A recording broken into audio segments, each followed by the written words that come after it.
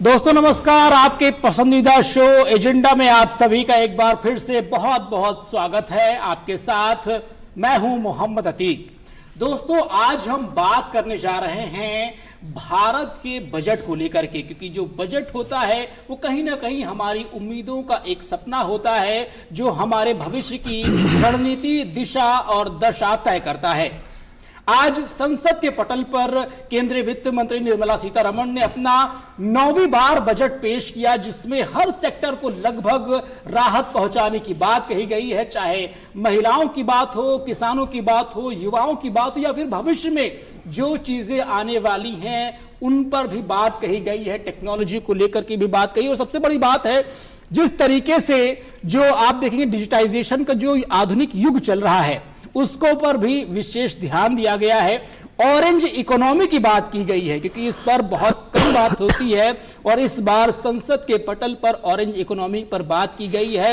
यानी कि 2030 तक जो आने वाला वक्त है उसमें जो युवा कंटेंट क्रिएटर्स हैं उनके लिए बहुत सारे अवसर पैदा होने वाले हैं और एक बड़ी अर्थव्यवस्था भारत में खड़ी हो रही है, जिस पर भारत सरकार का पूरा फोकस है।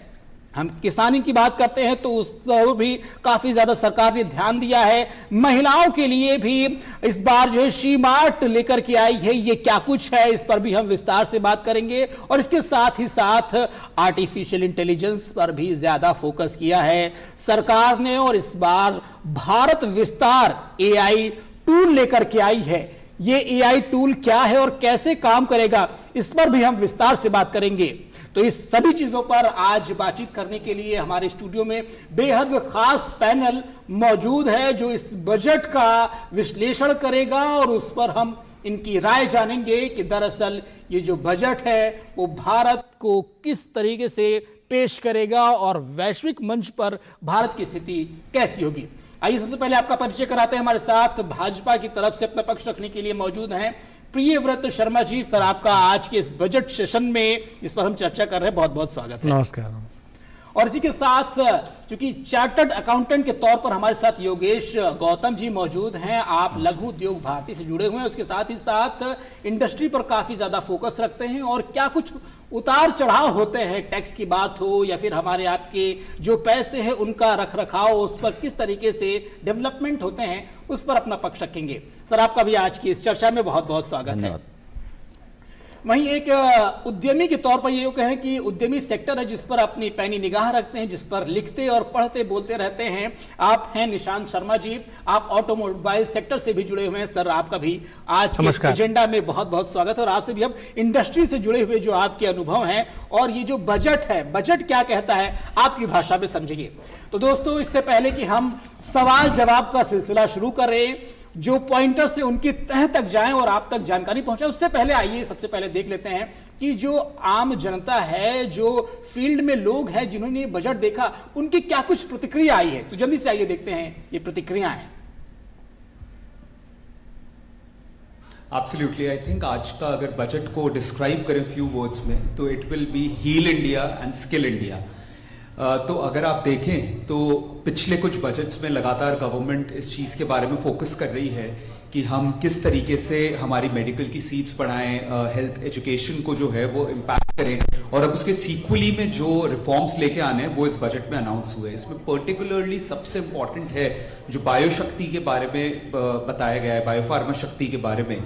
तो बायोसिमिलर्स बहुत ज़्यादा इम्पॉर्टेंट रोल प्ले करते हैं हेल्थ केयर को मिनिमाइज करने में। आदरणीय जो बजट फाइनेंस मंत्री हैं उन्होंने बताया भी कि इंडिया का जो डिजीज बर्डन है वो शिफ्ट हो रहा है अक्यूट डिजीजेस से क्रॉनिक डिजीजेस में। तो उसमें बायोसिमिलर्स और बायोफार्मा रिसर्च का बहुत इंपॉर्टेंट पहलू है, रोल है to minimise the cost of health care. जो गवर्नमेंट ने जो टैक्स हॉलीडे अनाउंस किया है 2047, specially promoting the foreign companies. तो फॉरेन की कोई भी क्लाउड कंपनीज अगर इंडिया में आती हैं और वो यहाँ से इंडिया से अगर फॉरेन कंपनीज को बाहर की अगर सर्विसेज देती हैं, इंडिया में सर्विसेज देती है, तो उनको टैक्स हॉलीडे है। इसका बहुत सिंपल और इम्प्लीकेशंस आएगा कि आपके पास में बहुत ज़्यादा जो डेटा सेंटर्स हैं ओपन होने के चांसेस होंगे। आज इंडिया जो है वर्ल्ड वाइड 7th या 8th रैंक करता है डाटा सेंटर्स में। योग को at a national and global front लाने के लिए उन्होंने 3 न्यू इंस्टीट्यूट्स की बात की, आयुष फार्मेसीज को भी वो उनको डेवलपमेंट की बात की, which I really think is nice, because ये इंडिया की देन है एंड इंडिया की देन को एट ए ग्लोबल लेवल ले जाना, we can really see where the India is heading in terms of that. तो बिल्कुल आपने प्रतिक्रियाएं सुनी, क्योंकि जिस तरीके से जो बजट है भारत के नागरिकों की उम्मीदों पर कितना खरा उतरेगा ये उनकी जुबानी आप सुन चुके हैं। तो आइए बातचीत का सिलसिला शुरू करते हैं। सबसे पहले मैं प्रियव्रत जी के पास में ही आऊंगा, क्योंकि सर जिस तरीके से भारत सरकार जो ये बजट लेकर के आई है, हर साल इस तरीके के बजट जब आते हैं तो कहीं ना कहीं जो आम नागरिक होते हैं, जो जनता होती है, वो उम्मीद की नजरों से सरकार की तरफ देखती है कि इस बार हमें कुछ नई चीजें मिलेंगी जो विकसित भारत की दिशा में हमें आगे ले जाएगी। आपने इस बार बजट को देखा, क्या कुछ खास बातें रही आपके नजरिए से, हम जानना चाहेंगे। देखिए अतिक जी, यशस्वी प्रधानमंत्री जी के नेतृत्व में यशस्वी वित्त मंत्री जी ने जो आज बजट पेश किया वो पिछले 8 बार के बजट की तरह उन्होंने इस बार भी नारी तू नारायणी के सनातन सत्य को साकार किया और बहुत ही अच्छा बजट पेश किया, क्योंकि जो भाजपा का एक विश्वास था कि भी कैसे हम रिफॉर्म करें, कैसे परफॉर्म करें और कैसे ट्रांसफॉर्म करें, ये हमारी एक नीति रही है। और अभी तो रिफॉर्म फाइनेंस एक्सप्रेस की तरह चल रहा है भारत में।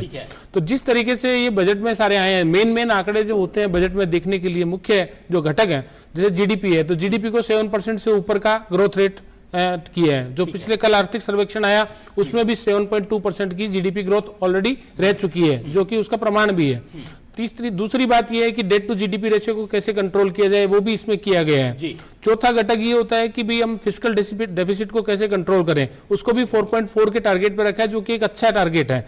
इन्फ्लेशन को कैसे कम करें, तो आज इन्फ्लेशन अपना 1.8% के आसपास में चल रहा है। और प्लस अभी जो जियोपॉलिटिकल सिचुएशंस हैं वो बियॉन्ड कंट्रोल है, भारत के कंट्रोल में जो चीजें हैं वो कर रहा है, लेकिन जियोपॉलिटिकल सिचुएशंस में यूएस क्या कर रहा है, टैरिफ की मार है, सब जगह लड़ाई है, झगड़े हैं, वो सब देखते हुए भी भारत के अंदर बहुत सी स्थिति आर्थिक तौर पर काफी अच्छी है और उसी को देखते हुए हम आगे बढ़ने के सपने में दे रहे हैं। तो 2047 का आदरणीय प्रधानमंत्री जी का लक्ष्य है विकसित भारत का, उसको देखते हुए ये बजट उसका एक पाथ है और उसको आगे बढ़ाने वाला है। सभी क्षेत्रों को छुआ गया है, युवा हो, महिला हो, गरीब हो, किसान हो, सभी क्षेत्रों को इसमें छुआ गया है। तो मैं ये कह सकता हूं कि ये बजट सर्वसमावेशी है और सर्वव्यापी है और ये विकसित भारत को पूरा करने के लिए एक और स्टेप है। बिल्कुल आगे बढ़ेगा। बिल्कुल योगेश जी, मैं आपके पास आ रहा हूं, क्योंकि जिस तरीके से जब बजट आता है तो जो आम आदमी है वो सबसे पहले टैक्स स्लैब को देखता है कि टैक्स में क्या कुछ छूट दी जा रही, क्या कुछ कमी रहेगी। उसके अलावा जब कभी जो कई सारे हम चीज़ खरीदते हैं या कोई उद्योग लगाते हैं उसमें कई बार जो है टैक्स की बात की जाती है। इस बार क्या कुछ खास बातें निकल करके आई हैं, क्योंकि जब आप ये चीज़ देख रहे थे, लोगों की बातें हो रही थी, इसमें एक नया कर अधिनियम भी लगाया गया है जो 2025 है, वो 1 अप्रैल से लागू करने की बात कही जा रही है। सर इस पर थोड़ा सा विस्तार से बताएं आप। देखिए, सबसे पहले मैं ये कहना चाहूँगा कि ये जो बजट है जी, ये प्रधानमंत्री की 2047 तक भारतीय अर्थव्यवस्था को विश्व की सबसे मजबूत अर्थव्यवस्था बनाने का संकल्प है, उस दिशा में एक बहुत महत्वपूर्ण कदम है। जो भी घोषणाएं हुई हैं वे उनमें से तात्कालिक लाभ तो लोगों को मिलेगा ही, लेकिन दूरगामी परिणाम बहुत अच्छे होंगे और जो प्रधानमंत्री का स्वप्न है विकसित भारत का 2047 तक, उसको आगे बढ़ाने में बहुत महत्वपूर्ण भूमिका यह बजट रखने वाला है। ठीक है। जैसा आपने कहा, अपना इनकम टैक्स एक्ट, नया इनकम टैक्स एक्ट 1 अप्रैल 2026 से लागू होने वाला है। 1961 से हमारा इनकम टैक्स एक्ट चल रहा था जी, उसमें बहुत सारे अमेंडमेंट्स हो गए थे, बहुत सी विसंगतियां थी, बहुत सारे कंफ्यूजन्स थे, इतने केस लॉज हो चुके थे।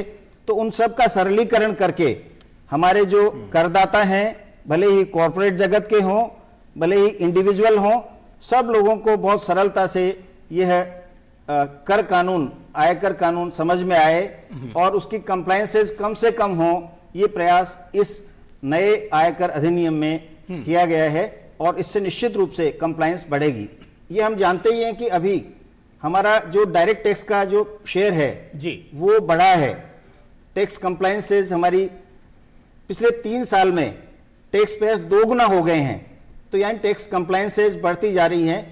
और वो इस बात का परिणाम है कि हमारे जो बजट आ रहे हैं, हमारे जो कानून आ रहे हैं, वो टैक्स पेयर के पक्ष में है और टैक्स पेयर की आय भी बढ़ रही है। बिल्कुल, तो ये इस बात का प्रमाण है। टैक्स पेयर का खासा ध्यान रखा गया है बजट में, क्योंकि जो टैक्स पेयर है कहीं ना कहीं उसी से जो भारत की अर्थव्यवस्था है, जो देश है वो चलता है, उस पर बात की जाती है। निशांत जी, इंडस्ट्री की बात हो रही, क्योंकि जिस तरीके से देखा जाए, हमने देखा कि एसएमई के लिए तकरीबन 10,000 करोड़ रुपए का भी प्रस्ताव किया है वित्त मंत्री ने। क्या है और कैसे इस इंडस्ट्री को आगे बढ़ाने का काम किया जाएगा? बिल्कुल अतीक जी, मैं इस जो घोषणा हुई है डेफिनेटली एक पुश करने वाली है इंडस्ट्री के लिए जी। बट मैं अपने हिसाब से इस बजट को अगर कहना चाहूँ तो एक उस तरीके का ये सीक्वल सीजन है जो प्रीवियस बजट होते रहे हैं जी। और ये एक धुरंधर बजट कहा जा सकता है। अगर आप देखें, कोर ऑफ टेररिज्म के गढ़ में इन्फिल्ट्रेट करने के लिए जो चीजें चाहिए वो बजट में पुश करी गई है। तो सीधी सी बात यह है कि टीयर 1 टीयर 2 पे जो इंडस्ट्री को स्केल अप करना है, चाहे उसमें एमएसएमईज की भूमिका हो, चाहे कॉर्पोरेट मित्र जैसा एक अनाउंसमेंट हुआ है जिसमें एमएसएमईज को कॉम्प्लायंसेस के सपोर्ट मुहैया कराने के लिए गवर्नमेंट आगे आई है। तो ये लॉन्ग टर्म विजन को दिखा रहा है कि इंडस्ट्रीज को टीयर 1 टीयर 2 टीयर 3 सिटीज तक फैलाया जाए और नई इंडस्ट्री जोन्स और नए हब्स प्रोड्यूस किए जाएं जिसमें हर एक सेक्टर, लेगेसी टूल से लेकर mobility sector, energy sector, everything is covered. मैं निशांत जी की बात में ऐड करना चाहूंगा। योगेश गौतम जी कुछ बात ऐड ऑन करना चाह रहे हैं, तो हम सुनना चाहेंगे आप क्या कुछ कहना चाह रहे हैं। जैसे निशांत शर्मा जी ने बताया कि छोटे शहरों तक इंडस्ट्रियलाइजेशन बढ़ाना जी, ये प्रयास इस बजट के माध्यम से हो रहा है, ठीक है, बड़े युद्ध स्तर पर। तो इसके पीछे औद्योगिकरण का विकास नीचे तक जाए ये तो है ही है, लेकिन ग्रामीण पलायन भी रुके जी। शहरों में ओवरलोडेड हो रहे हैं, वहां प्रदूषण की समस्याएं बढ़ रही हैं, वाहन बढ़ रहे हैं, वो उस समस्या का निराकरण भी हो, यानी एनवायरमेंट फ्रेंडली एटमॉस्फेयर बने, उसमें भी यह कारक बहुत बड़ा कारण सिद्ध होगा। ठीक है, ये मेरा कहना था। बिल्कुल, तो जिस तरीके से इंडस्ट्री में एक नई जान फूंकने का काम किया गया है इस बजट से, और इसी के साथ हमारे साथ जुड़ चुकी हैं अर्थशास्त्री के तौर पर अंशु भारद्वाज जी, आप प्रोफेसर, उनसे बात करते हैं। अंशु जी, सबसे पहले तो आपका आज के एजेंडा में बहुत बहुत स्वागत है, और आपसे मैं यही जानना चाहूंगा कि जिस तरीके से जो बजट पेश किया गया है, सबसे पहली बात तो ये है कि वित्त मंत्री निर्मला सीतारमण एक महिला के तौर पर 9वीं बार इन्होंने बजट पेश किया है, ये अपने आप में एक बड़ा इतिहास लिखता है। और आपसे जानना चाहेंगे कि ये भारत की अर्थव्यवस्था को कैसे बूस्ट करेगा और आने वाले वक्त में भारत की क्या कुछ तस्वीर देखने को मिलेगी। अतीक जी, सबसे पहले तो धन्यवाद। और एक जो मैं कहना चाहूंगी, आप कह रहे हैं कि महिला वित्त मंत्री ने ये लगातार 9वीं बार ये बजट प्रस्तुत किया है, तो ये एक बहुत बड़ी उपलब्धि है हमारे लिए। और ऐसे में मैं ये कहूंगी जो आज का बजट है वो हमारी भारतीय अर्थव्यवस्था की आज की स्थिति को देखते हुए कह सकते हैं हम कि ये इसका एक दूरगामी परिणाम हमें देखने को मिलेगा। एक संतुलित बजट इसको कहा जा सकता है। और सबसे बड़ी बात, जो विकसित भारत का लक्ष्य है उसको प्राप्त करने में एक ही हमारा मील का पत्थर साबित होगा, क्योंकि इस बजट में बहुत सारी चीजों को ध्यान में रखकर, यानी इंफ्रास्ट्रक्चर डेवलपमेंट पे जोर दिया गया है। और इस कारण से, जो कि इंफ्रास्ट्रक्चर डेवलपमेंट अर्थव्यवस्था की रीढ़ की हड्डी कहा जाता है, कि अगर वो किसी देश का साउंड है तो वो देश नो डाउट कि वो एक विकसित राष्ट्र की श्रेणी में माना जाएगा। तो उस तौर पर देखते हुए रेलवे, कोस्टल, एयर, हर इंफ्रास्ट्रक्चर, ट्रांसपोर्ट में काफी इसमें प्रावधान रखे गए हैं। हमारे वित्त मंत्री जी द्वारा कहा गया है कि हम इवन हायर एजुकेशन और हेल्थ, जो इंफ्रास्ट्रक्चर का ही पार्ट है, उस पर भी जोर दिया गया है।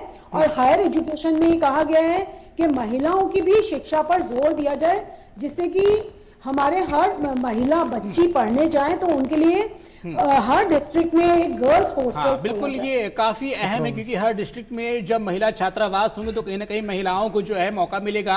अंशु जी, आप हमारे साथ बने रहिए, हम दोबारा आपसे जुड़ेंगे और अपनी चर्चा को जारी रखेंगे। हम अपने पैनल के पास आना चाहेंगे और पैनल में जिस तरीके से हम महिलाओं की बात कर रहे थे, अभी प्रोफेसर ने बताया कि ये जो बजट है कहीं ना कहीं भारत की एक बड़ी तस्वीर तैयार करेगा। सर, आपसे जानना चाहेंगे प्रियव्रत जी, जिस तरीके से सर जब हम जियोपॉलिटिक्स की बात करते हैं, अभी हाल फिलहाल में जिस तरीके से जो डील्स हुई है, काफी कुछ चीजें निकल करके आई हैं। हम जब वैश्विक परिदृश्य में बात करते हैं तो भारत की एक अलग तस्वीर बन करके आई है। मोदी जी के नेतृत्व में कई सारे देशों के साथ में साझा संस्कृति और एफटीए पर बातचीत हुई है। क्या लगता है आपको, बजट में उससे रिलेटेड क्या कुछ चीजें तैयार की गई हैं और कितना ज्यादा कारगर साबित होगा ये? देखिए, दुनिया के इन्वेस्टर्स को भारत में आमंत्रित करने के लिए यहाँ पे एक इंडस्ट्रियलाइजेशन का माहौल होना चाहिए। वो प्रधानमंत्री जी के नेतृत्व में पिछले 11 साल में काफी डेवलप हुआ है और लोगों का विश्वास भी बढ़ा है भारत में। और भारत के साथ केवल भारत के लोग व्यापार के हिसाब से नहीं करते, उसमें धर्म भी साथ में है। तो जो लोग अपने नीति के हिसाब से व्यापार करते हैं, तो वो एक स्थिति यहाँ पे है कि यहाँ का व्यापारी नीति के हिसाब से व्यापार करता है, तो इसलिए लोग यहाँ पे ज्यादा अट्रैक्ट भी हो रहे हैं। और आप देख रहे हैं कि जो जियोपॉलिटिकल सिचुएशंस हो रही है, दुनिया क्या कर रही है, लेकिन भारत एक राह दिखा रहा है सबको। शांति की राह भी दिखा रहा है, विकास की राह भी दिखा रहा है, ग्रीन क्रांति भी कर रहा है, वो एनवायरमेंट की बात भी करता है। वो मतलब हर तरीके से वो जो हमारे संस्कृति के अंदर था, जो हमारा आधार है, उसके आधार पे वो बातें करके आगे बढ़ने की कोशिश कर रहा है। जैसे आपने अभी देखा, सेमीकंडक्टर को प्रोत्साहन देना है, तो उसके लिए पीएलआई स्कीम को इलेक्ट्रॉनिक्स के अंदर 40,000 करोड़ रुपए तक का एक्सटेंड वो बना दिया, पीएलआई स्कीम को दे दिया। तो सेमीकंडक्टर की जितनी भी इंडस्ट्री आएगी उनको 40,000 करोड़ रुपए तक का पीएलआई इंसेंटिव मिलेगा, तो लोग आएंगे यहाँ पे। तो ऐसा वातावरण तैयार करके देना व्यापारियों को, इंडस्ट्रियलिस्ट को, कि वो भारत में आए, अपना व्यापार लगाए। और लॉ एंड ऑर्डर की स्थिति अपन देख ही रहे हैं कि किस तरीके से यहाँ पे शांति और सुरक्षा है। तो वो सब देखते हुए आज व्यापार करने के लिए भारत में लोग आएंगे और भारत उस दिशा में बढ़ भी रहा है। 2047 तक 2,47,000 किलोमीटर के एक्सप्रेस हाईवे का लक्ष्य रखा है प्रधानमंत्री जी ने। आप देखिए, जब ये 2,47,000 का एक्सप्रेस हाईवे जब देश में बन जाएगा, व्यापार के लिए क्या चाहिए? आपको इंफ्रास्ट्रक्चर सुविधाएं चाहिए। आज 12,20,000 करोड़ रुपए के इंफ्रास्ट्रक्चर पे खर्चे की बात की है, कैपेक्स की बात की है। तो हम कैपिटल एक्सपेंडिचर करके एसेट क्रिएट करना चाह रहे हैं। तो केवल खर्चा ही नहीं, हम एसेट संपदा भी क्रिएट कर रहे हैं, जिससे कि आने वाले टाइम में हमारी पीढ़ियों को उससे आय भी प्राप्त होगी, और रोजगार भी मिलेगा। जब कैपिटल एक्सपेंडिचर में 12 लाख करोड़ मार्केट में आएगा तो रोजगार भी मिलेगा, कहने के रोजगार मिलेगा। और जो यूथ है, एक जो बड़ी आबादी हमारी, कहने के उसको जब रोजगार मिलेगा तो निश्चित तौर पर रोजगार भी मिलेगा। अर्थव्यवस्था, तो ये बात भी सड़क की, ये बात भी सड़क की। बिजली की बात मैं आपके पास आना चाहूंगा, मैं आपसे आपकी बात कंटिन्यू करूंगा। और इसके साथ ही साथ मैं निशांत जी, जिस तरीके से जब बात होती है तो लगभग हर सेक्टर में जो हमारा एक, जब भारत की जो कृषि प्रधान देश कहा जाता है और कृषि सेक्टर पर भी काफी ध्यान दिया जाता है, ऐसे में काफी कुछ बातें निकल करके आई हैं, चाहे काजू प्रबंधन की बात हो या इस तरीके से और भी कई सारे। किसानों को क्या कुछ खास चीजें इसमें प्राप्त हुई हैं इस बार के बजट में? मैं एग्री में स्पेशली इस चीज़ पे बोलूँगा कि कहाँ से मोस्ट बेनिफिट हो सकता है एक आम किसान को, उसका ध्यान इसमें रखा है। स्पेशलाइज्ड स्ट्रीम और क्रॉप्स डिफाइन करी गई हैं, जैसे कोकोआ का प्रोडक्शन जो चॉकलेट्स के लिए और कॉफ़ी के लिए बहुत इंपॉर्टेंट है। दूसरा कैशू हमारा एक वाइडली पॉपुलर नट्स है, जिसकी बहुत वैरायटी है, मखाना भी ले लीजिए उसी हिसाब से। तो कुछ कल्टीवेशंस को बढ़ाना और उनके प्रोसेस फूड्स को डेवलप करने के लिए इंडस्ट्री के साथ अलाइन करना, स्पेशल फोकस सेक्टर के तौर पे इसमें डाला गया है। मैं सर की बात से बिल्कुल सहमत हूँ। सर ने जैसा कहा कि इंफ्रास्ट्रक्चर की बात हम कर रहे थे, इंफ्रास्ट्रक्चर में अगर आप देखो कि इंफ्रास्ट्रक्चर में सबसे ज़्यादा सपोर्ट क्या चाहिए, सपोर्ट चाहिए कि रिस्क मैनेजमेंट, एक रिस्क मैनेजमेंट का फंड क्रिएट किया गया है, जिससे प्राइवेट डेवलपर्स को एक माहौल तैयार होगा जिसमें क्रेडिट की गारंटी गवर्नमेंट दे रही है। तो ये उस तरीके से बूस्टअप करने के लिए आप कहोगे इंफ्रास्ट्रक्चर मल्टीप्लायर है इकोनॉमिक्स गतिविधियों का, और इसके साथ में मोबिलिटी भी कनेक्ट हो जाता है। तो आप देखिए कि मोबिलिटी, इंफ्रा सब मिलके अंततः हमारी कॉस्ट डाउन करते हैं और हमारे लिए सारे सेक्टर्स के लिए एक रीचेबल मीडियम तैयार करते हैं। इसके साथ में अगर आप कंटेनर प्रोडक्शंस की बात करो, स्पेशलाइज कंटेनर प्रोडक्शन के लिए फोकस लाना, आई थिंक मेरे हिसाब से फर्स्ट टाइम किसी ने इस तरीके से सोचा होगा, जिस तरीके से ग्लोबल लॉजिस्टिक कंपनीज का दबदबा है। इंफ्रास्ट्रक्चर होगा तो जाहिर सी बात है जो भी देश होगा वो इस इंफ्रास्ट्रक्चर के बल पर ही आगे बढ़ता है। अलग अलग क्षेत्रों की बात हो, चाहे आप हाईवेज की बात हो या फिर बिल्डिंग निर्माण की बात हो, हेल्थ सेक्टर हो, सभी का एक साझा जब एक उपक्रम होता है तभी चीजें बन पाती हैं। तो इसी के साथ हमारे संवाददाता इस वक्त ग्राउंड में मौजूद हैं। उन्होंने अलग अलग सेक्टर्स के जो अनुभवी लोग हैं उनसे बातचीत की, वो हमसे जुड़ रहे हैं। आइए उनसे बात करते हैं। लक्ष्य, सबसे पहले तो आपसे जानना चाहेंगे, जिस तरीके से आप ग्राउंड में हैं और काफी लोगों से आपने बातचीत की, ऐसे में आपको क्या लगता है कि क्या कुछ नई बातें निकल कर आई? अगर मैं हेल्थ सेक्टर की बात करूं तो इसमें क्या कुछ मिला है इस बार नागरिकों को?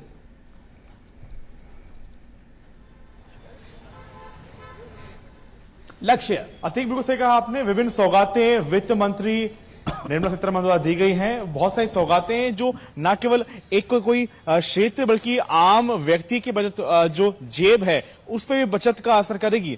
वहीं आपने बात करी हेल्थ सेक्टर की, तो हेल्थ सेक्टर यानी स्वास्थ्य को लेकर भी तमाम प्रयास केंद्र सरकार कर रही है और उन प्रयासों को गति देने के लिए जो बजट हैं उनमें तमाम घोषणाएं की गई हैं, चाहे वो आयुर्वेदिक एम्स की बात हो या फिर जो जिस प्रकार से मेडिकल हब बनाने की बात हो, देश भर में मेडिकल हब बनाए जाएंगे। साथ साथ में जो मेडिकल टूरिज्म है उसको भी बढ़ावा दिया जाएगा। मेरे साथ में राजस्थान चैम्बर कॉमर्स के सचिव मौजूद हैं, दिनेश जी। दिनेश जी, बहुत स्वागत है आपका हमारे साथ में। और अति, क्योंकि जिस प्रकार से आपने कहा कि तमाम जयपुर की जो उद्यमी हैं, जो उद्योग व्यापार संगठनों के पदाधिकारी हैं, उन्होंने भी अपने जो रिएक्शंस हैं, अपने विचार रखे कि इस प्रकार से जो बजट है वो बहुआयामी है। दिनेश जी, क्या लगता है कि जो आम बजट है, ये जो यूनियन बजट दिया गया है, मोदी सरकार का ये बहुआयामी बजट कितना सफल साबित होगा और आम व्यक्ति को कितनी सहायता होगी इस बजट से?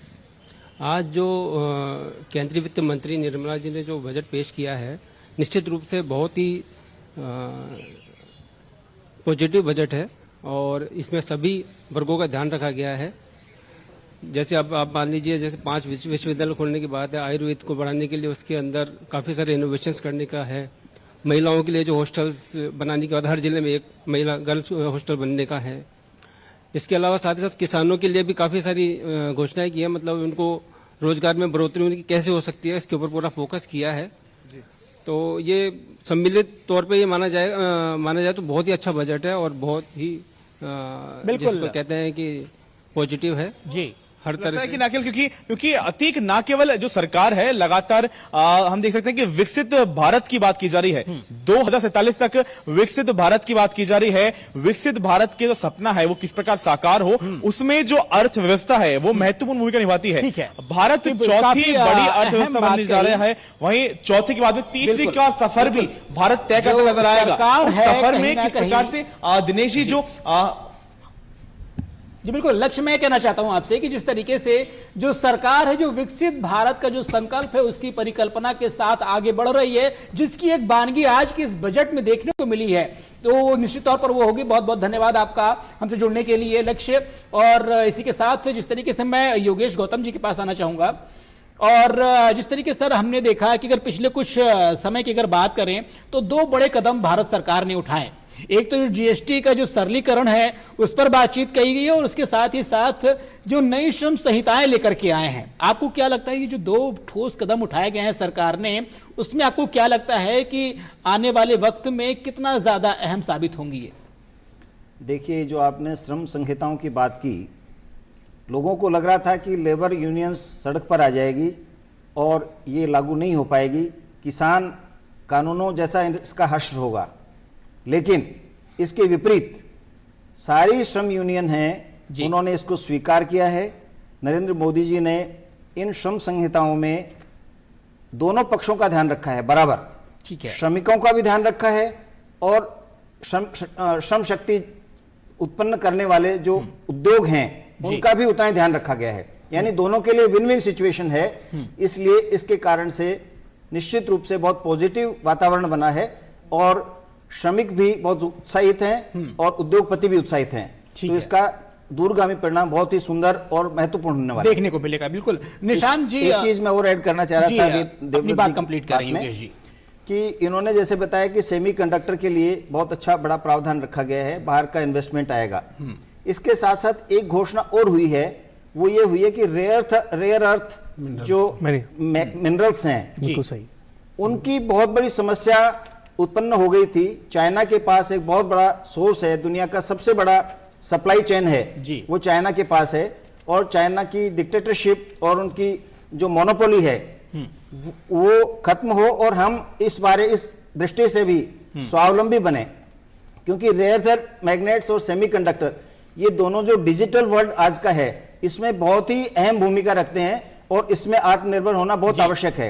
इसके लिए उन्होंने विशेष रूप से कॉरिडोर्स बनाने की घोषणा की है कि जो मिनरल रिच स्टेट्स हैं उनके अंदर इस प्रकार के कॉरिडोर बनाए जाएंगे और इनका एक्सप्लोरेशन होगा और उन इंडस्ट्रीज को प्रोत्साहन दिया जाएगा। रेयर अर्थ कॉरिडोर बनाने की बात कही गई है जो आने वाले वक्त में हम सभी को देखने को मिलेगी। निशांत जी, हमने जब आज के इस चर्चा की शुरुआत की तो उसमें जो एक बात पर ज्यादा फोकस किया गया वो थी एक ऑरेंज इकोनॉमी पर बात की गई है। जिस तरीके से देखा जाए, जब वित्त मंत्री अपना बजट संसद के पटल पर रख रही थी तो ऑरेंज इकोनॉमी को 2030 तक एक बड़ी इंडस्ट्री के तौर पर स्थापित करने की बात की गई। और जैसा कि सर्वविदित है कि जो सोशल मीडिया का युग है, आधुनिकता का दौर चल रहा है, जो यूथ हैं, जो युवा है, वो कंटेंट क्रिएट कर रहे हैं, तो ऐसे में उनको एक बड़ा बाजार उपलब्ध कराने की बात कही गई है। आपको क्या लगता है कि क्या इस बजट में जो ऑरेंज इकोनॉमी की बात हो रही है कितना ज्यादा कारगर साबित होगी? मेरे हिसाब से ये एक फ्रूटफुल स्टेप्स है, और जिस हिसाब से देखा जा रहा है कि आप नॉट ओनली कंटेंट, आप एआई को भी इससे क्लब कर सकते हैं, जिससे बाइलिंगुअल और मल्टीलिंगुअल एआई मॉडल के लिए भी एक बात हुई है भारत विस्तार के लिए। अगर आप देखेंगे अभी रिसेंटली दावोस में अश्विनी, हमारे जो मिनिस्टर हैं वैष्णव जी, उनको भी एक ये पॉइंट थोड़ा सा खरा लगा कि हमारा नाम नहीं लिया गया, जबकि हम जनरेटिव मॉडल्स में नहीं, बट हम एक, अगर आप देखो कि जिस तरह की एआई हमारे पास जितनी भाषा है उसके लिए हम काम डेवलपमेंट में काम कर रहे हैं। अगर आप कंटेंट क्रिएशन के लिए अगर इसको क्लब करना चाहें, अगर छोटी सी मैन्युफैक्चरिंग, अगर आप चाइना का उदाहरण ही लें तो वहाँ गांव के अंदर छोटी छोटी मैन्युफैक्चरिंग अच्छे स्केल पे हो जाती है, बट इसको दूर तक पहुंचाना, रिमोट एरियाज में पहुंचाना, वो इस कंटेंट क्रिएशन की वजह से ही हो पाएगा। आज अगर आप जो रियल शॉर्ट वीडियोस के थ्रू स्किल अपग्रेडेशन देख रहे हो या कोई मैन्युफैक्चरिंग प्रोसेस आपको समझ में आती है, तो ये डेफिनेटली इस तरह के बूस्टअप अगर कहीं से मिल रहा है तो वो एक मल्टीप्लायर के तौर पे काम करेगा इकोनॉमी के लिए। और उसमें अगर जो ऑरेंज इकोनॉमी को एक प्लॉट किया जा रहा है तो डेफिनेटली गवर्नमेंट ने जो आइडेंटिफिकेशन किया है, ईयर मार्किंग की है पर्टिकुलर दिस सेक्टर की, बहुत जरूरी है, और ये एक रैपिड एक्स की तरह चलेगा हमारे, जो आगे आने वाले वक्त में काम करेगा। हमारे साथ में अर्थशास्त्री प्रोफेसर अंशु भारद्वाज जो एक बार फिर से जुड़ चुके हैं, आइए उनसे बात करते हैं। डॉक्टर साहब, आपसे ये जानना चाहूंगा, जिस तरीके से जब हम आपसे, मेरे दो सवाल हैं। पहला सवाल तो आपसे ये है कि अभी हाल फिलहाल में यूरोपियन यूनियन के बहुत सारे नेता ने भारत का दौरा किया, उस दौरान में कई सारी ट्रेड डील हुई। इस डील को मदर ऑफ ऑल डील कहा गया है। बड़ी बात है, इसको इन्वर्टेड कॉमा में इसको आप नोटिस कीजिए। तो ये जो डील है ये कितना ज्यादा फायदेमंद होगी भारत के लिए, और ये जो वैश्विक बाजार है इसमें भारत की क्या कुछ स्थिति होगी? और दूसरा सवाल मेरा मैडम आपसे ये है कि आज के बजट में भारत विस्तार एआई टूल की भी बात की गई है। ये एआई टूल कैसे काम करेगा, इसकी रूपरेखा क्या होगी? इन दोनों के जवाब आपसे चाहूंगा। देखिए अतीक जी, सबसे पहले तो ये मैं बता दूं कि आज भारत को पूरे, अगर हम विश्व पटल पे देखें तो ये बहुत तेजी से उभरती हुई इकोनॉमी हमारी बन रही है, और वो टाइम दूर नहीं जब हम तीसरी बड़ी अर्थव्यवस्था के रूप में कदम रख देंगे। तो ऐसे में ईयू के साथ जो हमारे बहुत सारे एफटीएज हुए हैं वो एक बहुत बड़ा डेवलपमेंट कहा जा रहा है, क्योंकि अभी तक हम ये देख रहे थे कि हमारे अमेरिका या अदर कंट्रीज के साथ जो भी अभी जो ग्लोबल सिनेरियो चल रहा है उस तौर पे हम देख रहे थे, तो हम जब हमें लगा था कि हमें नए मार्केट्स कहाँ आए हैं हमारे लिए, तो वो हमारी कई देशों के साथ, जिसमें ओमान के साथ, इवन गल्फ कंट्रीज के साथ भी कई सारी डील्स हुई हैं, गल्फ कंट्रीज के साथ जो हमारे एफटीएज हुए तो वो बहुत कारगर हैं। और ऐसे में हमारे यहाँ पे हमें अब घबराने की या डरने की जरूरत नहीं है कि हमें मार्केट्स बिल्कुल मैडम, आपसे दूसरे सवाल का भी जवाब चाहूंगा। जो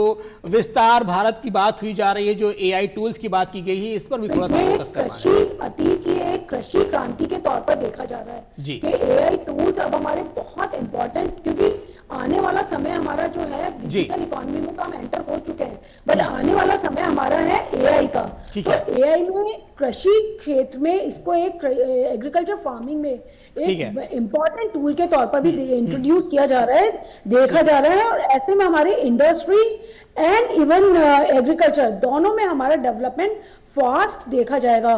और एक ये जो बात की जा रही है अभी सेमीकंडक्टर चिप्स की, जो कि बहुत इंपॉर्टेंट है, वो हर मोबाइल में इवन कार में सब में यूज होता है, तो उनको भी कहा जा रहा है कि वो भारत में ही बनाए जाएंगे। तो ये एक भारत आत्मनिर्भर भारत की ओर बढ़ रहा है। बिल्कुल, एक सवाल आपसे और मैडम मेरा है आपसे, क्योंकि जिस तरीके से कोरोना का दौर आया तो ऐसे में पूरी दुनिया जब परेशान थी, तो कहीं ना कहीं जो भारत की जो आयुर्वेद पद्धति थी उसने बहुत काम किया, दुनिया को आयुर्वेद का परिचय कराया जिस तरीके से।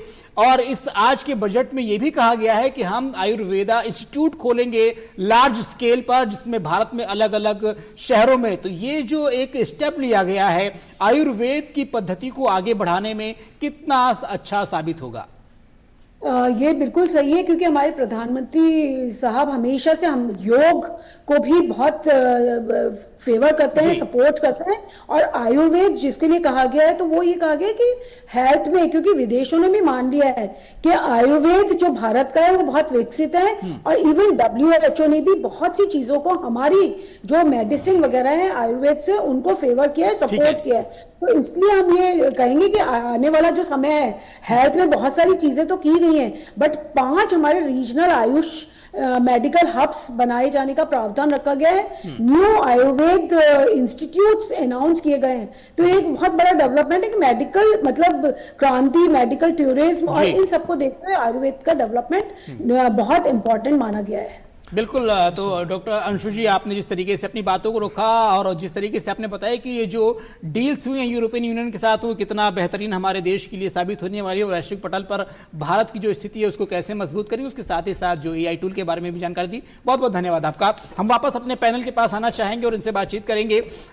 मैं योगेश गौतम जी आपसे बात करना चाहूँगी कि जिस तरीके से भारत के जो युवा हैं वो भारत की पूंजी हैं, और युवाओं को आगे बढ़ाने के लिए, उनको रोजगार उपलब्ध कराने के लिए सरकार भरसक प्रयास करती चली आ रही है और कर रही है। आज के बजट में आपको युवाओं के लिए क्या कुछ खास बातें नजर आई और उनको रोजगार से जोड़ने के लिए कौन से ऐसे कदम आपको अहम साबित लगे? मैं इस प्रश्न के उत्तर से पहले आपका जो पहला प्रश्न था आयुर्वेद से संबंधित जी, उस विषय में कुछ कहना चाहता हूं। बिल्कुल। मैं आयुर्वेद के परिवार से ही आता हूं जी। मेरे पूर्वज आयुर्वेद के विद्वान हुए हैं, वैद्य हुए हैं जी।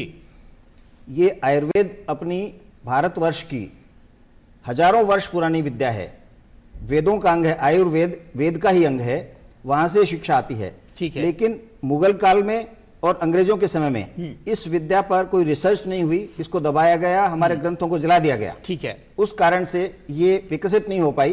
प्रधानमंत्री जी ने all India institute of Ayurveda इसका गठन करके और इसके ऊपर रिसर्च हो ठीक प्रकार से और इसका उन्नयन हो, विश्व ने इसकी उपादेयता मानी है और किस प्रकार से आयुर्वेद वापस पुनर्स्थापित हो सके इसके लिए प्रयास होगा। आपने युवा रोजगार के विषय में जो प्रश्न उठाया है, मैं इसको एआई से भी एक बार जोड़कर देखता हूं। ठीक है। आजकल एक भ्रांति पूरे विश्व में चल रही है, खासतौर से भारत जैसे अधिक आबादी वाले देशों में ज्यादा, कि एआई के कारण से रोजगार की कमी होगी, रोजगार मर जाएंगे। जी। लेकिन ऐसा नहीं होगा, कहीं कहीं इस प्रकार की स्थिति आएगी कि रोजगारों का प्रकार बदल जाएगा। जी। जैसे कंटेंट राइटिंग की जो बात थी उसके बारे में बहुत बड़ा अलोकेशन प्रधानमंत्री जी ने किया है और इसके साथ साथ डिजाइनिंग का जो के लिए भी बहुत बड़ा एक बजट उन्होंने अलोकेट किया है। जी। इस बजट को की शुरुआत करते समय निर्मला सीतारमण जी ने कहा था युवा शक्ति ड्रिवन बजट है यह। जी। यानी युवाओं को सबसे पहले फोकस करते हुए इसके बारे में चर्चा की गई। ये एमएसएमईज को कहा है कि हम उनको चैंपियनशिप ऑफ एमएसएमईज करेंगे, SMEs small and micro industries को हम चैंपियन बनाएंगे। जी। तो स्मॉल एंड माइक्रो इंडस्ट्रीज हैं वो विश्व की सबसे अधिक रोजगार सृजन करने वाले क्षेत्र हैं। जी।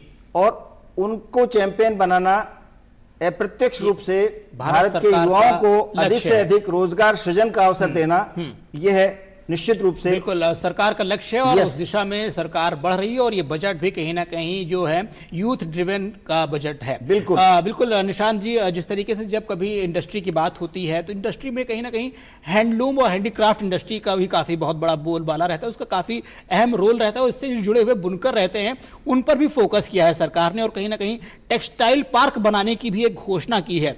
ये क्या लगता है कि जो टेक्सटाइल पार्क होगा, ये इसकी रूपरेखा कैसे होगी और किस तरीके से जो बुनकर हैं उनको लाभ पहुंचाएंगे? अतीक जी, आप इस तरीके से ले सकते हैं, इस चैप्टर को आप रिसेंटली हुए ट्रेड एग्रीमेंट FTA के साथ भी क्लब कर सकते हैं। जी। सारी दुनिया में अगर देखें तो दो बड़े सोर्सेज बांग्लादेश और वियतनाम टेक्सटाइल्स के रहे हैं। जी। बट आप अगर करंट दौर में देखें इनको, जिस तरीके से ग्लोबल उथल पुथल मची हुई है, दुनिया देख रही है भारत की तरफ से एक बड़ी एक मौका या अपॉर्चुनिटी डेवलप करना चाहते हैं इसमें। तो टेक्सटाइल पार्क की तर्ज बिल्कुल उस तरीके से होगी जिस तरीके से छोटे छोटे मैन्युफैक्चरिंग वेंडर पार्क डेवलप हुए हैं। इसमें SMEs को कैसे बढ़ाना है, स्पेशली इसमें क्या है, जो लेगेसी टूल्स हैं, लेगेसी टूल्स SMEs वगैरह का इन्वॉल्वमेंट कैसे कराना है। एक स्पेशलाइज स्कीम जैसे CGT SME एक स्कीम होती थी जिसमें लोन, कोलेटरल फ्री लोन दिए जाते थे बेसिकली, अब उसके अंदर इनवॉइस डिस्काउंटिंग भी इन्वॉल्व कर लिया गया है। तो एक बड़ा स्टेप है अगर आप इनको प्रमोट करने की बात करें। दूसरी टूल रूम्स डेवलपमेंट करना। मेजरली क्या है, टेक्सटाइल इंडस्ट्री में बड़ी बड़ी जो मशीनरीज हैं, स्पेशली हैवी मशीनरीज हैं, उनका टूलिंग और टूल रूम की डिफिकल्टी हम फेस करते रहे हैं। बट जिस तरीके से फोकस लाने की कोशिश करिए है कि जो टूल्स हैं उनका निर्माण यहाँ पे हो, हाँ, मशीनरीज के पार्ट्स कंपोनेंट्स स्पेशलाइज, क्योंकि प्रोडक्शन करना इज नॉट एक आम बात नहीं है, बट उसके लिए जो कारगर मशीनरी है जो जिसके लिए अभी भी हम एक्सपोर्ट पे डिपेंड और इंपोर्ट पे डिपेंडेंट मेरा है। एक सवाल और ऐड ऑन में करना चाहता हूं सर, जिस तरीके से आज जब वित्त मंत्री संसद के पटल पर बोल रही थी उसी समय इन्होंने एक रसायन पार्क की भी बात कही थी कि रसायन पार्क भी डेवलप किए जाएंगे, उनको भी किया जाएगा। उसके साथ साथ जो इलेक्ट्रॉनिक विनिर्माण की भी बात की गई जिसमें 40,000 करोड़ रुपए का एक प्रस्ताव भी रखा गया है। तो आपको क्या लगता है कि जो रसायन का जो सेक्टर है, केमिकल सेक्टर है, उसमें कितना बड़ा बूम आएगा आज के इस फैसले से? जी निशांत जी, आपसे मेरा सवाल है। अच्छा, अगर आप देखोगे इलेक्ट्रॉनिक्स की बात हो रही है, जैसे मैं एक छोटा सा एग्जांपल दे देता हूँ, रेयर अर्थ मटेरियल मैग्नेट्स देखो, मैग्नेट्स हमारे जितने भी सेंसरी की चीज़ें होती हैं उसके लिए ज़रूरत है। मैग्नेट्स का कंट्रोल चाइना ने इस तरीके से कर रखा है, तो उसी तरीके से APIs या फार्मास्यूटिकल इंडस्ट्री के लिए जो API चाहिए, रसायन पार्क है, केमिकल इंडस्ट्री है, पेंट इंडस्ट्री है, उसके लिए फोकस सेक्टर और स्कीम लेके आना, उसके लिए अलोकेशन करना, अपने आप में मैं उसी पॉइंट पे लेके जा रहा हूं जो टैरिफ के जो गढ़ है उसमें इन्फिल्ट्रेट करने के लिए जो स्टेप चाहिए वो उन्हीं स्टेप्स में से एक स्टेप्स ये भी है। ठीक है जी, बिल्कुल। तो इस वक्त हमारे साथ में CA के तौर पर ऋषि अग्रवाल हमसे जुड़ रहे हैं, आइए उनसे बात करते हैं। ऋषि जी, मेरा सवाल आपसे ये है क्योंकि जिस तरीके से जो एक नए कानूनों की बात जब आई और उसके बाद में लेकर के आए, हम श्रम संहिताओं की बात कर रहे हैं, उसके बाद में काफ़ी कुछ बदलाव देखे गए और अभी 1 अप्रैल 2026 से कुछ और नए बदलाव करने की बात कही गई है। ये जो बदलाव होंगे, ये क्या कुछ बदलाव होंगे, इनको थोड़ा सा आप अपनी भाषा में बताएं। देखिए, मैं बताना चाहूंगा, माननीय प्रधानमंत्री नरेंद्र मोदी जी और वित्त मंत्री सीतारमण जी, इनका स्टार्टिंग से यही फोकस रहा है कि हम आम लोगों को ईज ऑफ डूइंग कंप्लायंस की तरफ लेके जाना चाहते हैं। किसी को भी अपने इनकम टैक्स रिटर्न भरने में कोई दिक्कत नहीं आए। अब देखिए, जो हमारा जो इनकम टैक्स एक्ट था उसको बदल के नया इनकम टैक्स एक्ट आ गया है जो 1 अप्रैल 2026 से लागू हो जाएगा। उसके अंदर ये बोला गया है कि हमारा जो ITR का फॉर्म है उसको भरना एक आम आदमी के लिए बिल्कुल आसान कर दिया जाएगा। साथ ही साथ आपका टैक्स कंप्लायंस को इजी करा जाने की प्रावधान किया गया है। उसी के साथ जो आपका कोड है, डायरेक्ट टैक्स एक्ट है, उसको एकदम सिंप्लीफाई करा गया है। और इसमें ये भी बोला गया है कि जो आपकी रिटर्न बिलेटेड होने का भी रिवाइज करना चाहता है उसके लिए टाइम लाइन को बढ़ाया गया है नॉमिनल फीस के साथ में। तो कहीं ना कहीं ये विकसित भारत 2047 का ध्यान रखते हुए आम लोगों को टैक्स के लिए कैसे शिफ्ट किया जाए, टैक्स कैसे वो रिटर्न भरने के लिए आसान किया जाए, उसी पर पूरा जोर दिया गया। ठीक है ऋषि जी, एक सवाल मेरा ये भी, क्योंकि जब भी कभी बजट पेश होता है तो जो आम नागरिक होता है, जो मिडिल क्लास होता है, वो सबसे पहले टैक्स स्लैब को झांक करके देखता है कि दरअसल बजट में हमको क्या कुछ मिला है। तो आपको क्या लगता है कि क्या कुछ चीजें इस बार जो है टैक्स स्लैब में रही हैं? थोड़ा सा आसान भाषा में भी आप हमारे दर्शकों को बताएं और क्या कुछ चीजें इसमें रखी गई हैं इस बार में।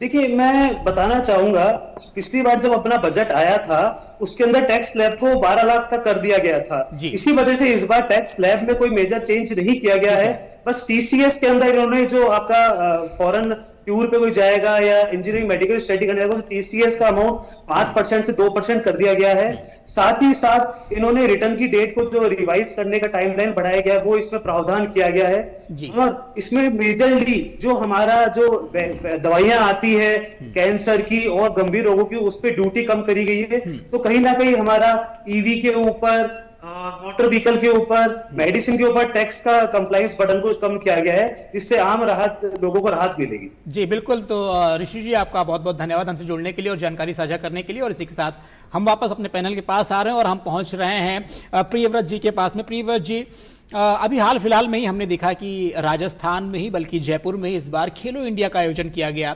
बड़ी संख्या में जो पूरे प्रदेश से लोग यहाँ पर आए, खिलाड़ी आए, उसके साथ में बहुत सारे जो कोचेस आए। कहीं ना कहीं भारत के साथ साथ जो राजस्थान है वो भी खेलों की दिशा में आगे बढ़ा है और इस बार के बजट में भी खेलो इंडिया की एक नई रूपरेखा के साथ में आने की तैयारी की गई है, जैसा कि हम बजट में सुन रहे थे। आपको क्या लगता है कि खेलो इंडिया का जो नया पैटर्न होगा कैसा होगा? क्योंकि 2036 में जो ओलंपिक गेम्स है उनका भी प्रस्ताव है कि शायद भारत में हो सकती है, इस दिशा में सरकार कोशिश कर रही है और लगभग होंगे भी। तो आपको क्या लगता है खेलों की दशा और दिशा कैसी होने वाली है?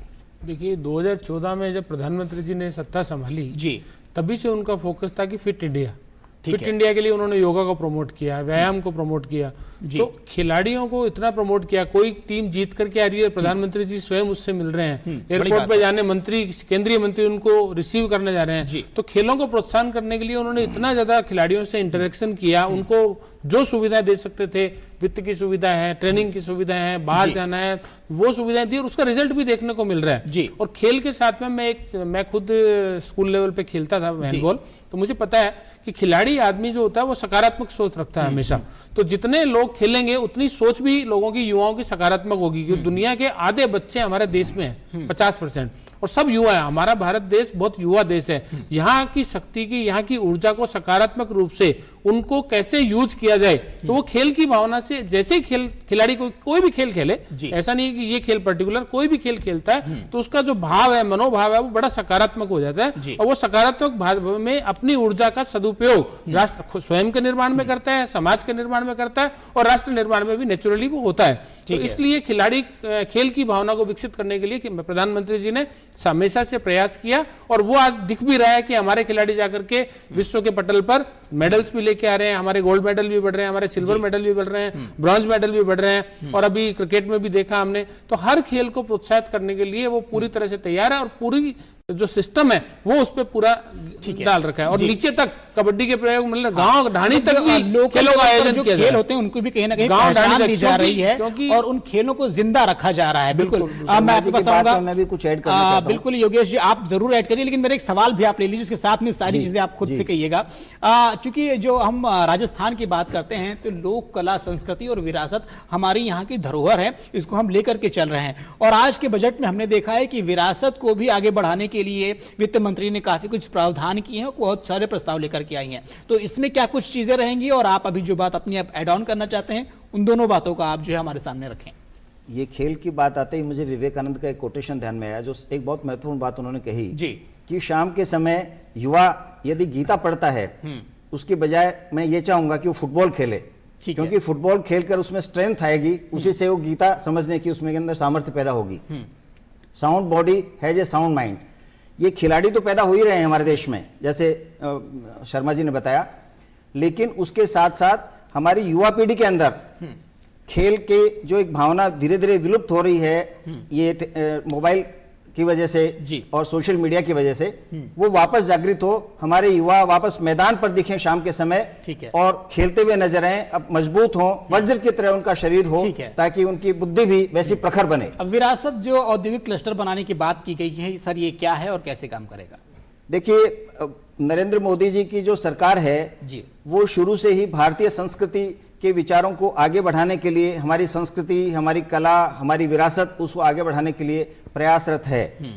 उस दिशा में निरंतर कुछ न कुछ प्रयास होते रहे हैं। इस बार इस दिशा में विशेष प्रयास हुए हैं जी। विरासत के लिए भी कुछ एक एलोकेशन विशेष रूप से किया गया है जी। और हमारी विरासत आगे बढ़ेगी, तो हमारा संस्कृति हमें याद आएगी, हमारा इतिहास हमें याद आएगा, हम उससे प्रेरणा ले पाएंगे और हम आगे बढ़ पाएंगे। और उसी कारण से हम हमारे देश को, जो हमारा स्वप्न है 2047 तक आर्थिक रूप से भी मजबूत बने और विश्व गुरु भी बने, वो तभी संभव हो पाएगा जब हम अपनी जड़ों से जुड़े रहेंगे। हमारी कला, हमारी संस्कृति, हमारी विरासत, उससे हम जुड़ेंगे, तभी ये हमारा स्वप्न संभव हो पाएगा, साकार हो पाएगा। इनकी बात में एक चीज मैं ऐड करना चाहूंगा कि हमारी सरकार ने माटी कला बोर्ड तक बनाया, मतलब माटी कला को प्रोत्साहित करने के लिए माटी कला बोर्ड का निर्माण किया, मखाना उद्योग को प्रोत्साहित करने के लिए मखाना बोर्ड का निर्माण कर दिया, तो जिससे कि सेंट्रलाइज करके उस पर्टिकुलर इंडस्ट्री को, उस कल्चर को और उस स्वयं के भाव को कैसे आगे बढ़ा करके उसको कैसे यूटिलाइज करके लोगों को उसमें जोड़ा जाए और नियोजित किया जाए। मिस्टर गौतम,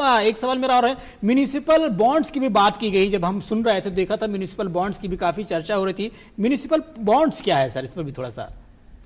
हमारे जो म्यूनिसिपैलिटी लेवल पर जो सरकारें हैं जी, वो भी मजबूत हों और उनकी भी आर्थिक स्थिति अच्छी हो, तो उस दृष्टि से कुछ बॉन्ड्स जारी किए जाएंगे जी, तो उनकी लिक्विडिटी अच्छी हो। और इसके साथ साथ लिक्विडिटी बढ़ाने के लिए, तो इंडस्ट्री की लिक्विडिटी के लिए भी बहुत उन्होंने, जैसे अभी चर्चा आई थी कि एक फंड्स ऑफ फंड्स जी 10,000 करोड़ का और स्टार्ट किया है इस वर्ष, और जो हमारी जो क्रेडिट गारंटी स्कीम थी वो 5,000 करोड़ से 10,000 करोड़ की डबल कर दी गई है। तो हर क्षेत्र में, भले ही वो उद्योग हो, हमारी स्थानीय निकाय हो, सबकी लिक्विडिटी इतनी अच्छी हो कि विकास की दृष्टि से आगे दे रहे, निरंतर चल रहे हैं, ताकि हमारा 2047 का जो विकसित भारत का लक्ष्य है वो हम जल्दी से जल्दी पूरा कर सकें, उस दिशा में तेज गति बढ़ सकें। बिल्कुल। तो जिस तरीके से निशांत जी, जब हम बात कर रहे थे तो इसमें कई सारे पेशेवरों को जो तैयार करने की बात कही गई है, और खासकर तो जो हॉस्पिटैलिटी सेक्टर है उसमें भी बात की, जो होटल मैनेजमेंट है उनको मजबूत करने की बात कही कि जो हम भारत की बात करें, भारत के साथ साथ राजस्थान की भी बात करते हैं, यहाँ पर जिस तरीके से जो पर्यटक आते हैं बड़ी संख्या में, और ये कहीं ना कहीं जो राजस्थान की एक अपनी इकोनॉमी है उसमें एक बड़ा रोल अदा करते, तो इस तरीके से जो प्रोफेशनल्स तैयार करने की बात की गई है, ये कैसे प्रोफेशनल होंगे और कैसे काम करेंगे? मैं आपको इसका एक बिल्कुल बॉटम मोस्ट लेवल स्तर पे एक छोटा सा प्रयोग बताता हूँ। जैसे आप देखिए हमारे यहाँ टूरिज्म इंडस्ट्री में जो गाइड्स होते हैं, गाइड्स एक कन्वेंशनल तरीके से रिप्रेजेंट करते हैं, जब चीज़ों को, किसी मोनूमेंट को दिखाते हैं या फॉरेन विजिटर्स को चीज़ें मेंशन करने के लिए जाते हैं। आप देखिए फॉरेन में जाइए, आपका गाइड होगा, बिल्कुल टैबलेट साथ में रखेगा, एक उसके पास माइक्रोफोन होगा, ऑर्गेनाइज होगा, ही गिविंग द, वो ऐसे एक प्रेजेंटेशन दे रहा हो जी, वो अपनी हिस्ट्री को परत दर पर खोलता भी है, कनेक्ट भी करता है और लोगों को एक स्टोरी के अंदर अच्छा बसा देता है। तो वो लेवल की स्किल, अपस्किलिंग लेके आना, इस 10,000 प्रोफेशनल जो लोकल गाइड्स डेवलपमेंट की एलोकेशन और स्पेशलाइज एक कैटेगरी तैयार करने के लिए जो प्रोविजन रखा गया है, ये इसी चीज को ध्यान रखते कराया गया है। अगर ऐसे इंडिया स्टोरी अच्छे बताई जाएगी, आप गाइड्स को देखिए, सिर्फ मॉन्यूमेंट्स की बात करेंगे, वो speciality one stick one product की बात नहीं कर पाए, वो इंडस्ट्री की बात नहीं कर पाए। अगर आप स्पेन में जाएंगे, अगर आप कहीं और जाएंगे, तो वहाँ और तरीके से ये बताया जाएगा कि ऑरेंज कैसे कल्टिवेट होता है, कहाँ आता है, कैसे प्रोडक्ट होता है। तो ये सब टेक्निकलिटीज, इंफॉर्मेशन एक बाहर के लोगों को चाहिए, वो स्पेशलाइज तौर पे एक अच्छे प्रेजेंटेशन के तौर पे आ सकती है। फिर उसको कैटेगराइज करना, फिर एक आप देखिए, आपने गाइड्स के पास एप्स नहीं है, गाइड आप किसी म्यूजियम में जाएंगे, फॉरेन के म्यूजियम में आपका पूरा उसका एक वर्चुअल टूर होगा, पीआर टूर होगा। तो इस तरीके की चीजें जो लाना है टूरिज्म में, वो इसी तरीके के अटेम्प्ट्स के थ्रू लाई जा सकती है, कहीं ना कहीं इस तरीके से होंगे। प्रियव्रत जी, जिस तरीके से जब ये आज का बजट आया, तो उसमें कहीं ना कहीं जो विकसित भारत के संकल्प की जो एक जो परिकल्पना है, उसकी तस्वीर कहीं ना कहीं इसमें एक झलक रही है। लोग इस पर ज़्यादा बातें कर रहे हैं कि जो एक जो पैटर्न सेट किया है सरकार ने, उस लक्ष्य की प्राप्ति के लिए आज से ही काम करेंगे, तब जाकर के हम 2047 का लक्ष्य की प्राप्ति कर पाएंगे। सर, आपसे जानना चाहेंगे कि आज के बजट में उस दिशा में बढ़ने के लिए कौन कौन से केंद्र बिंदु हैं जो इस लक्ष्य के, जो भारत सरकार का है, जो प्रधानमंत्री नरेंद्र मोदी का जो सपना है, उसको साकार कर सकेंगे? देखिए, मैंने शुरू में भी कहा था कि बजट के अंदर मेन 5 घटक हैं जो जीडीपी की ग्रोथ की बात करें तो 7% से ऊपर का टारगेट रखा, फिस्कल डेफिसिट को कंट्रोल किया, इन्फ्लेशन को कंट्रोल किया, जीडीपी टू डेट रेशियो को कंस्टेंट को भी 50% पे फोकस किया। ये सब चीजें हैं। इंफ्रास्ट्रक्चर के अंदर पूरा कैपेक्स के ऊपर पूरा फोकस किया। 30% बजट का यदि इंफ्रास्ट्रक्चर के अंदर डाल रहे हैं तो बहुत बड़ी बात है। मतलब ये कैपेक्स होगा तो संपदा क्रिएट होगी, संपदा से रोजगार भी क्रिएट होंगे। एजुकेशन के ऊपर पूरा फोकस किया। आयुष्मान भारत में 55 करोड़ लोगों को ऑलरेडी बेनिफिट मिल रहा है, और बेनिफिट देने की बात हो रही है। सबको घर मिले, सबको नल से जल मिले। जब 2014 में सरकार आई थी तब 1,80,00,000 घरों में नल था, आज 14 करोड़ घरों में नल से जल आ रहा है। तो ये सब स्थितियां अभी बढ़ रही है। और आज पावर की बात करें तो पहले हमारा 12.6 मतलब 12.5 घंटे एवरेज औसत घर में पावर मिलता था पूरे देश में। आज वो 23 घंटा हो गया, यानी 1 घंटे की कमी है 24 घंटे में, वो भी पूरा करने पे है। तो जो रोजगार के लिए प्लस उद्योग चाहिए, उद्योग को क्या चाहिए? इंफ्रास्ट्रक्चर चाहिए, सड़क चाहिए, पानी चाहिए, बिजली चाहिए और पूरा लॉ एंड ऑर्डर चाहिए। वो चारों चीजों के ऊपर इस पे पूरा फोकस हो रहा है। 53 लाख करोड़ रुपए का बजट बनाया है। पिछली बार 49 लाख करोड़ था, 8% का जो इन्फ्लेशन का था उसको भी कवर किया है। तो अब ये जो हमारी अर्थव्यवस्था है वो ऑटो मोड पे चल पड़ी है। अब ये अर्थमेटिक ग्रोथ नहीं होगी, अब ये जियोमेट्रिक ग्रोथ की तरफ बढ़ेगी। और कोई बड़ी बात नहीं, जो मैं एक चार्टर्ड अकाउंटेंट भी हूँ, पार्टी का तो कार्यकर्ता हुई हूँ, जो मेरा वित्तीय अनुभव है, जो मेरा वित्तीय अनुमान है, उसके हिसाब से हमारी जो अर्थव्यवस्था है 2040 तक ही 40 ट्रिलियन को पार करने की स्थिति में है, क्योंकि हमारे पास सबसे बड़ी युवा ताकत है और युवा सुसंस्कृत ताकत है, जो अपने पुरुषार्थ के बल पे इस देश को अब आगे की दिशा में ले जाएंगे और भारत पुनः विश्व गुरु की ओर बढ़ रहा है। निशांत जी, जिस तरीके से हम आपसे सवाल लेंगे, लेकिन आपसे पहले गौतम साहब कुछ अपना जो एक सवाल पुटअप करना चाह रहे, कुछ अपना जवाब देना चाह रहे, पहले उनके पास चलते फिर आपके पास में आता हूँ। जी, विकसित भारत की आपने जो चर्चा की तो मुझे दीनदयाल उपाध्याय जी का एक कोटेशन याद आता है। जी, उन्होंने कहा कि विकास की न्यूनतम आवश्यकता है कि हर पेट को रोटी मिले, हर खेत को पानी मिले और हर हाथ को रोजगार मिले। तो प्रधानमंत्री नरेंद्र मोदी का विजन है, उसमें कहीं न कहीं ये दीनदयाल उपाध्याय जी का जो विजन है ये झलकता है। हम अंतरिक्ष में विकास की भी बात करते हैं, उद्योगों के विकास की बात भी करते हैं, संस्कृति और विरासत की बात करते हैं, डिजिटल वर्ल्ड की बात करते हैं। और हम ये भी प्रयास कर रहे हैं इस बजट के माध्यम से, इन प्रयासों के माध्यम से, कि वेल्थ का डिसेंट्रलाइजेशन भी हो, जो अंतिम व्यक्ति है उसको भी सारी सुविधाएं मुहैया हो। कहीं ऐसा इस प्रकार की आर्थिक व्यवस्था हमें नहीं चाहिए। बिल्कुल, कि विकसित तो हो हमारी जो हम इकोनॉमी 4 ट्रिलियन हो गई, वो 5 ट्रिलियन भी हो जाएगी और यूएस को भी सुपरपास कर जाएगी, लेकिन वो कुछ हाथों में ही संपदा बनी रहे, हर उसका विकेंद्रीकरण हर हाथ तक नहीं पहुंचे, वैसी स्थिति हमें नहीं चाहिए। इसलिए ये बजट इस प्रकार से बनाया गया है कि अंतिम छोर तक रहने वाला व्यक्ति, अंतिम पायदान पर खड़ा हुआ व्यक्ति, मिले, आर्थिक लाभ मिले, उसको भी लाभ ध्यान दे रही है सरकार। बिल्कुल, और हर प्रकार से सर्वांगीण विकास हमारे देश का हो और इस पर ध्यान दिया जा रहा है। बिल्कुल, मैं इस वक्त निशांत जी के पास आना चाह रहा हूँ। निशांत जी, चूंकि अभी मेरा सवाल इनसे शुरू हुआ था, हम सवाल कर नहीं पाते। सर, सवाल मेरा ये है कि आज के बजट में हमने देखा कि महाराष्ट्र के जो महाविद्यालय हैं वहां पर कंटेंट क्रिएटर्स लैब बनाने की बात कही गई है, जिसमें ऐसा होगा कि जब डिजिटाइजेशन के दौर में कहीं ना कहीं जो कंटेंट क्रिएटर्स होते हैं, ये भी एक बड़ा बाजार निकल करके आ रहा है। हम यूरोपियन देशों में देखते हैं तो कई सारे लोग इससे भी अपनी आजीविका चला रहे होते हैं, और भारत में कहीं ना कहीं इस दिशा में लोग आगे बढ़ रहे हैं। माफ कीजिएगा। तो आपको क्या लगता है कि इस दिशा में जो कंटेंट क्रिएटर्स लैब बन रहे हैं ये कितने कारगर साबित होंगे? क्या ये पैन इंडिया में भी इस तरह की योजना चलाई जाएगी? बिल्कुल सही कहा आपने, ये एक अनूठा प्रयोग है, बट ये ज़रूरी भी है उस लिहाज से जिस तरीके से हमारी जो पॉपुलेशन कवरेज हमको कवर करना होता है किसी चीज़ के जरिए। हमारे पास फास्टेस्ट टूल यही है। डिजिटल इंडिया में जिस तरीके से इंटरनेट मुहैया हुआ है, अगर आप देखें, अगर कृषि की तकनीकी हो गई या छोटी छोटी मैन्युफैक्चरिंग टेक्नोलॉजीज़ हो गई या किसी एरिया के बारे में जानना हो या इन्फॉर्मेशन ब्राउज करना हो, थोड़े समय में अगर कंटेंट अवेलेबल रहेगा, और कंटेंट इस तरीके का भी नहीं, ये तो एक आपको एजुकेट करने के डायरेक्शन का कंटेंट है। अगर मैं आप कहूँ कि जिस तरह के ग्लोबल चैलेंज है, वॉरफेयर चैलेंज है, सिक्योरिटी चैलेंजेस हैं, कि आपको एक स्तर पे आपको इन्फॉर्मेशन इन्फोबॉस कंट्रोल करके रखने हैं, उस दिशा में भी आपको किस समय पे क्या सूचनाएं आपको लीक करनी है और कैसे अपना दबदबा बनाना है उसमें नैरेटिव वॉर्स में, उस लिए भी ये लिहाज से ये एक विजन देखा जा सकता है, क्योंकि एक्सपर्ट लोग होंगे तो आपको अब देखा ही जाएगा कि किस तरीके से हेडलाइन ट्वीक, अगर हम बोलें कि जिस तरीके रफाल का एक चर्चा रिसेंटली बड़ा अच्छा वाकया हुआ कि जिस रफाल को गिराया गया और उसको हमने परेड पे दिखा दिया गया। बिल्कुल, हाँ, तो इस टेल तरीके पे। से तो इस तरीके की चीजें हैं, इन्फोवॉस में कंटेंट बहुत इंपॉर्टेंट रोल प्ले करता है। मैं प्रियव्रत जी के पास आऊं, चूंकि हमारे जो वक्त है कहीं ना कहीं वो सिकुड़ता चला जा रहा है और घड़ी की सुइयां हमें इशारा कर रहे हैं कि आप अंतिम पड़ाव में हैं। तो जल्दी से एक आखिरी सवाल मैं प्रियव्रत जी से लेना चाहूंगा, क्योंकि सर कभी भी जब कोई बजट आता है तो जाहिर सी बात है उसके तुरंत परिणाम नहीं देखने को मिलते हैं। दूरगामी परिणाम क्या होंगे आज के इस बजट में और क्या कुछ बदलाव देखने को मिलेंगे? प्रियव्रत जी, आप इस पर अपना फाइनल कमेंट दें। देखिए, जब भी बजट आता है तो एक तो होता है क्विक रेस्पॉन्स, एक होता है उसको देख के समझ के पूरा डिटेल स्टडी करके, क्योंकि गजट नोटिफिकेशन आएगा, सब आएगा तो मार्केट में भी आप देखिए कितना गोता लगा है, बाद में रिकवर कर लिया लास्ट में, तो चीज़ें बाद में समझ में आती है। लेकिन सही बात यह है कि प्रधानमंत्री जी का विजन बहुत क्लियर है और उस विजन में जो विकसित भारत का जो संकल्प है, उस संकल्प के बेसिस पे ये चीजें हैं। तो छोटी छोटी चीजों को छोड़ करके जो बड़ा विजन है, मैक्रो जो डेवलपमेंट है, मैक्रो जो ग्रोथ होनी है मैक्रो लेवल पे, वो उसके बेसिस पे पूरा बजट आया है और उसी के आधार पर विकसित भारत को पूर्ण करने वाला ये एक और कदम है।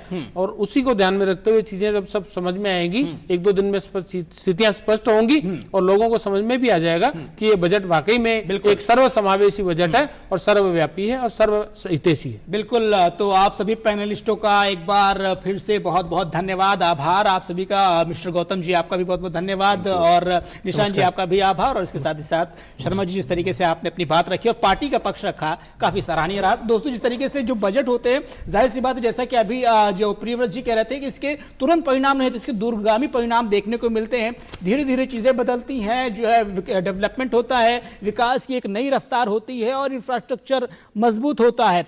कृषि हो, महिला हो, शिक्षा हो, स्वास्थ्य हो या फिर इंडस्ट्री हो, हर सेक्टर को आज के बजट में शामिल किया गया है और इन सभी का लाभ हम तक और आप तक पहुंचाने की पूरी कोशिश की है। 9वीं बार, ये अपने आप में भी एक बहुत बड़ा इतिहास है कि 9वीं बार किसी महिला ने संसद के पटल पर इस तरीके से जो है बजट पेश किया है, ये भी आज इतिहास याद किया जाएगा। तो इसी के साथ आज के एजेंडा में फिलहाल इतना ही। अधिक जानकारी के लिए आप देखते रहिए हमारा डीडी न्यूज चैनल। हम फिर आपसे मिलेंगे फिर किसी ऐसे ही मुद्दे के साथ। मेरी टीम के साथ मुझे दीजिए इजाजत। नमस्कार।